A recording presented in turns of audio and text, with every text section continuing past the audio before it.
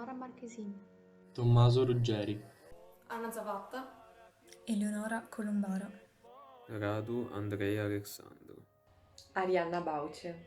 studenti dell'Istituto Tecnico Economico Piovene di Vicenza. 2 anni fa abbiamo aderito al progetto WORTY per sperimentare un nuovo modo di conoscere la storia, soprattutto quella dei nostri territori vicini, creando un gruppo di ragazzi, seppur di classi diverse, ugualmente curiosi di sperimentare un nuovo modo di studiare. Il primo passo per immergerci nella realtà storica del passato è stato quello di informarci attraverso libri di testo, siti online e racconti, soprattutto accertando la veridicità e l'attendibilità della fonte, e di raccogliere materiale. Tuttavia, questo ci pareva scontato. Infatti, noi volevamo un riscontro vero, tangibile, che ci raccontasse la storia. Così ognuno di noi ha cercato nelle proprie case un oggetto che potesse accendere la nostra curiosità e che potesse guidarci sulle tracce della Grande Guerra. Così ci siamo ritrovati fra le mani una bomba a mano. Mentre i volumi e la rete di internet ci sono serviti per contestualizzare l'oggetto, è stato il reperto stesso, appartenuto ad un uomo reale, ad un nonno, a farci calare nel dramma delle battaglie e a farci quasi percepire le sue paure e il suo dolore. Purtroppo, a causa della situazione sanitaria attuale provocata dal Covid, durante la seconda parte del progetto non abbiamo potuto lavorare insieme in presenza. Ciononostante, soprattutto grazie alle piattaforme Google Drive e grazie alle video call, abbiamo potuto collaborare virtualmente, scambiandoci materiale e arricchendo le nostre conoscenze e lavorando ugualmente. si tratta di una bomba a mano, reperto della famiglia di Giovanni Marchesin, fante del 71° Battaglione Italiano proveniente da Asiago, costruita nel 1915 dalla SIPE, Società Italiana Prodotti Esplodenti. Costruita in ghisa, 453 grammi di peso complessivo, 6 cm di circonferenza massima e 9,5 di lunghezza, la bomba disinnescata presenta uno stato di conservazione parziale, in quanto il corpo è ammaccato, leggermente arrugginito e forato successivamente con una vite per il sostegno del piedistallo. Mancanti sono il tappino, la capocchia fosforosa, il tappo, il tubetto e la capsula detonante. Essa rappresenta uno degli strumenti bellici più antichi, i quali vennero impiegati per la prima volta nella prima metà del XVI secolo. La bomba a mano SIPE era caricata a corpo integro inizialmente con 70 grammi di polvere nera e successivamente con un esplosivo a base di nitrato ed ammonio, la cosiddetta sipelite. Il raggio utile delle 50 schegge era di circa 40 metri, ma alcune potevano raggiungere anche distanze superiori, colpendo i soldati ignari delle traiettorie e provocando devastanti se non spesso mortali ferite. L'uso di tale arma chiedeva un coraggio notevole e doti fisiche non indifferenti. Infatti fu affidata a truppe speciali chiamate granatieri, che avevano il compito di lanciare le granate a qualche decina di metri dalla posizione delle truppe avversarie.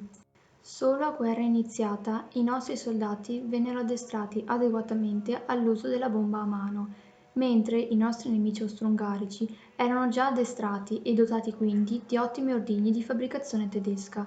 Per questo nella prima fase inflissero alle truppe italiane molte perdite, sia in fase difensiva sia in fase offensiva.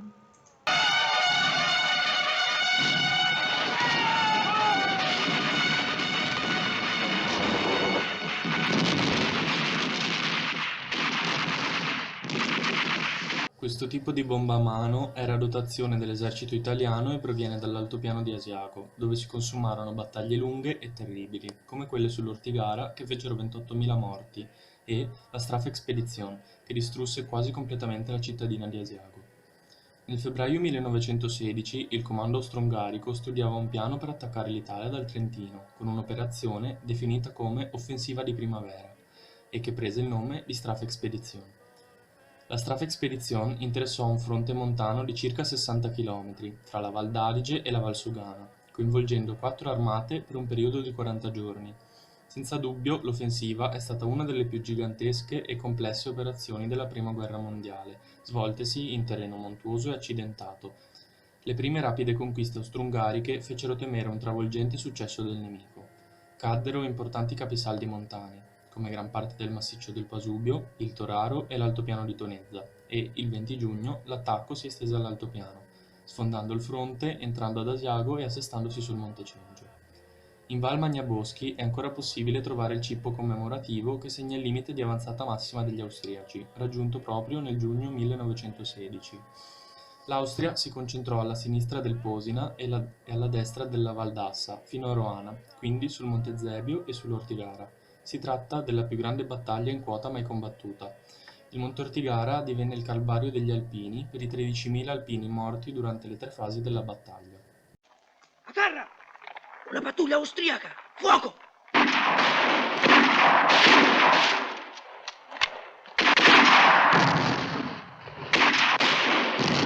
Una pattuglia austriaca!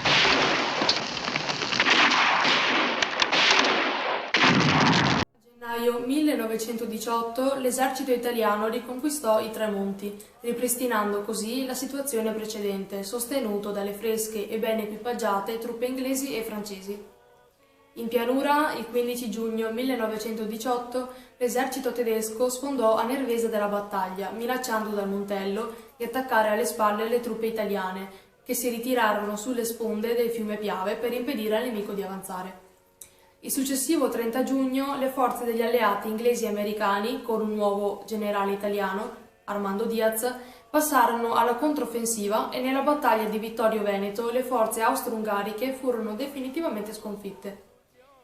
In questo contesto si rivelarono di fondamentale importanza, oltre che alla mitragliatrice, le bombe a mano che permisero a Giovanni Marchesin di sopravvivere 8 giorni stando di guardia all'interno di una buca.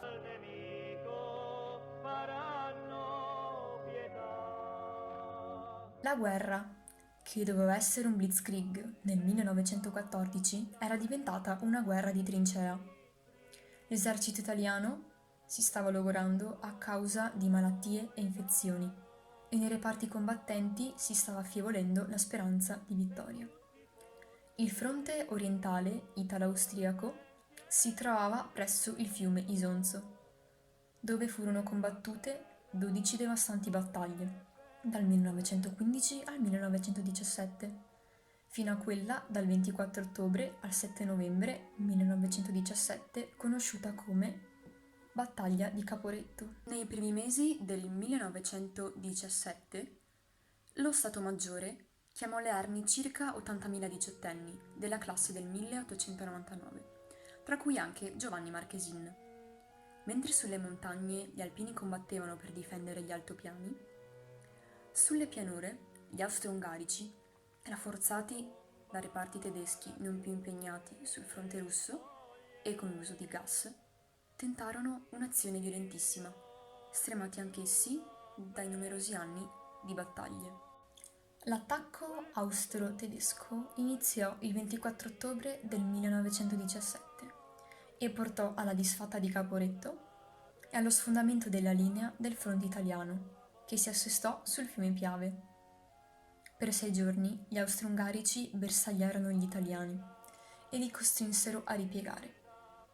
Alla fine il bollettino di guerra riportò 80.000 tra morti e feriti, 280.000 prigionieri e 350.000 tra sbandati e disertori. Anche nell'enormità della tragedia, l'Unione riuscì a ritrovare coraggio e unità e il generale Cadorna venne sostituito da Diaz.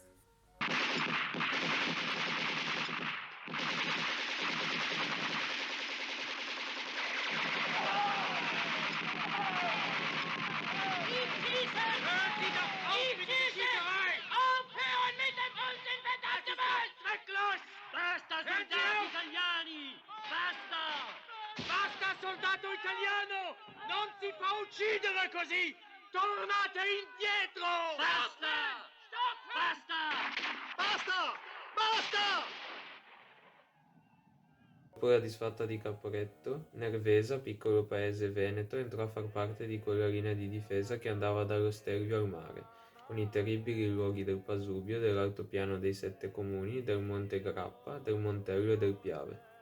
Le prime cannonate nemiche caddero sulle case ormai spopolate nel novembre 1917. La battaglia del solstizio, 15-24 giugno 1918, rappresentò il culmine dell'azione nemica e rese tristemente famosa Nervesa.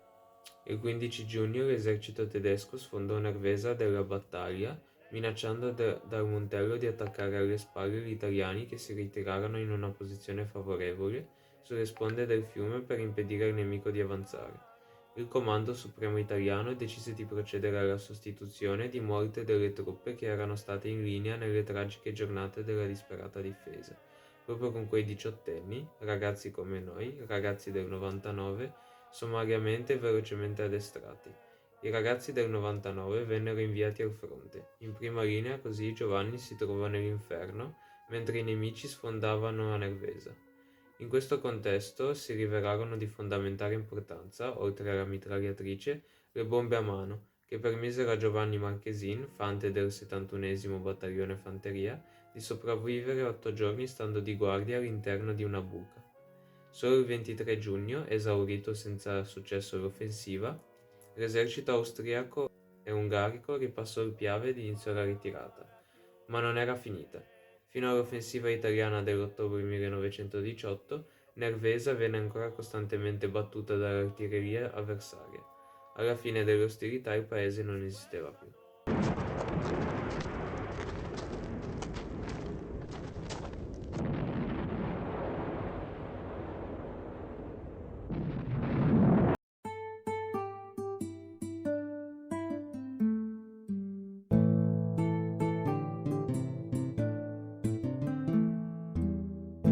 Dormi sepolto in un campo di grano, non è la rosa, non è il tulipano che ti fan veglie dall'ombra dei fossi, ma sono 1000 papaveri rossi.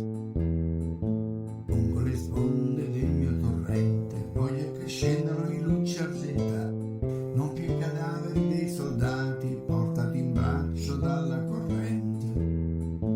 Così dicevi ed era l'inverno, e come gli altri verso l'inferno te ne vai triste come chi deve, il vento ti sputa in faccia la neve.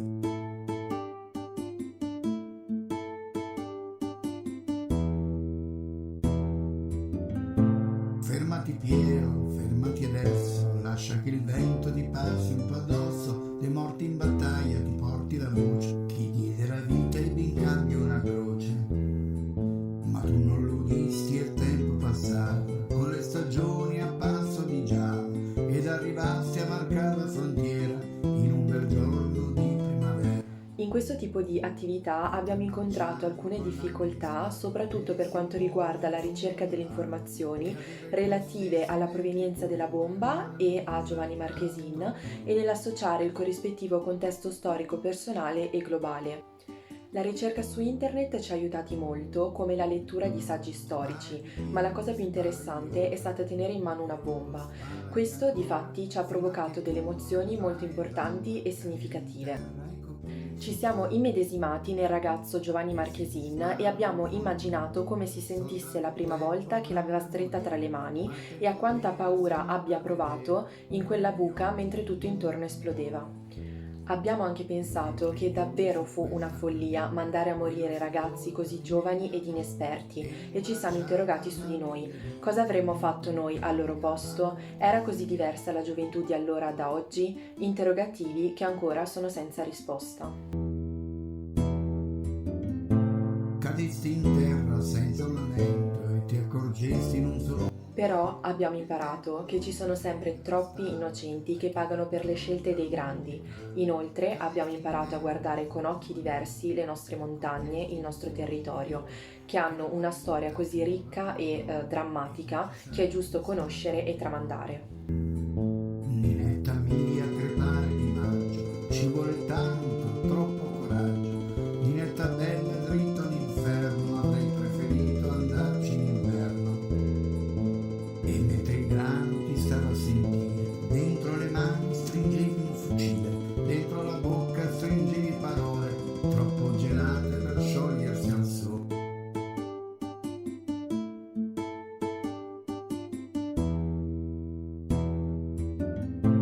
Dormi sepolto in un campo di grano, non dei fossi, ma sono 1000 papaveri